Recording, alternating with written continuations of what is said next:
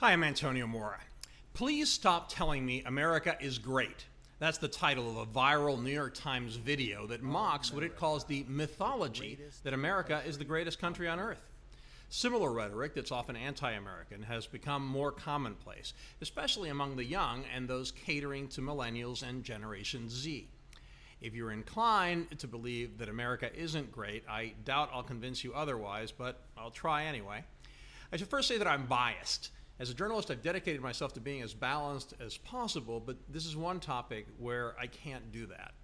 I am a Cuban exile, along with my parents, my toddler brother, and my newborn sister. I came to the U.S. before I turned 3, about 18 months after Fidel Castro took power. We left Cuba with little money, and my parents soon had 3 more kids to feed. But the U.S. welcomed us as few countries would have.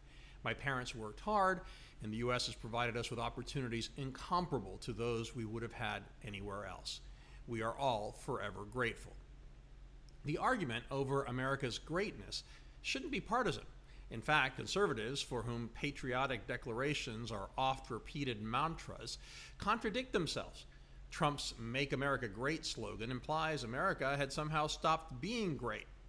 And constant complaining from the right about everything that's wrong with the U.S. belies the facile proclamations from conservatives about America's greatness. However, it's especially alarming on the left. A Gallup poll found that only 22% of Democrats are extremely proud to be American, a 10-point decrease since last year. That echoes comments made by Michelle Obama during the 2008 campaign when she said she was proud of her country for the first time.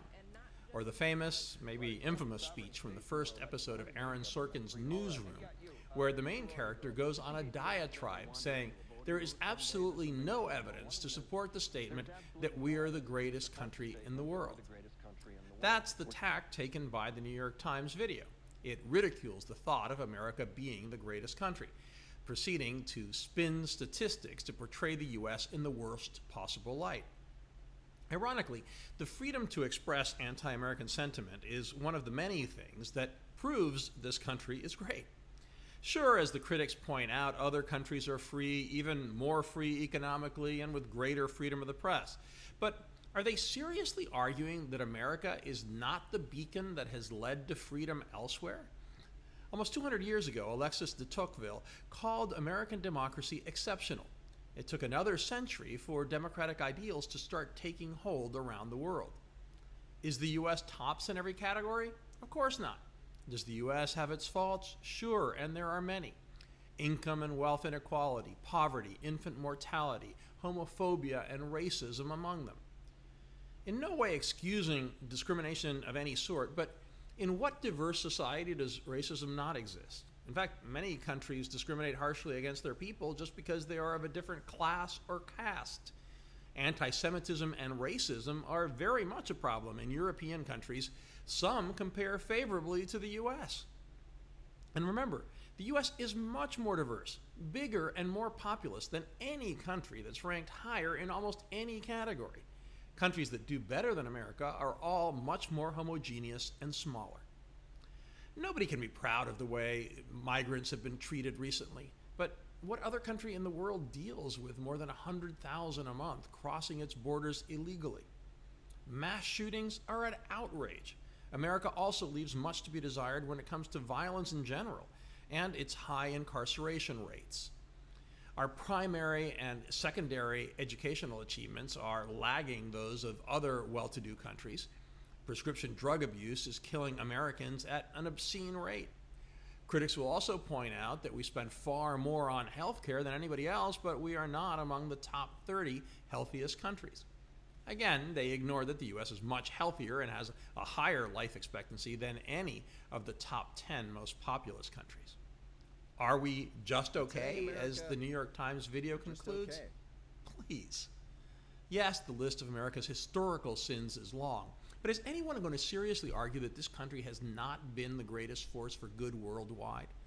American aid, inventions, and investments have lifted more people out of poverty around the world than all other countries combined.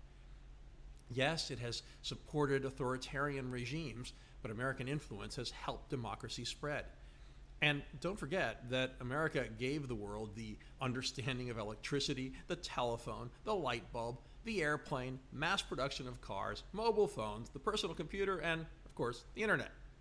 The U.S. is barely in the top 10 of the richest countries per capita, but it's the most charitable. In absolute dollar contributions, there's no comparison. The U.S. is the most generous nation on earth. Even when looking at charitable intangibles such as volunteering, the U.S. is at the top of the list or near it. And America is best at medical research, tech innovation, artificial intelligence, robotics, space, aerospace, the military, media, and entertainment. American universities are the envy of the world. The U.S. dollar is the world's unofficial currency. The U.S. also has the best amusement parks, and by far the largest road network and most extensive wilderness preservation. And what would the world have done without fast food? Thank you, McDonald's. Bill Clinton said, "There's nothing wrong with America that can't be fixed by what's right with America." It's important to analyze America's failures, learn from its mistakes, and insist on high standards. Jingoism is a bad thing, but patriotism is not. Avoiding it and being too critical of the U.S. could be political quicksand. This country is the biggest magnet for people around the world. They vote with their feet and often risk everything reaching for the American dream. How often do Americans leave? They're voting by not using their feet.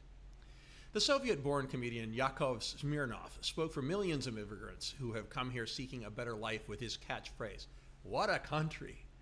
It is easy to take the blessings of the U.S. for granted, so take it from this immigrant: America is the greatest country in the world.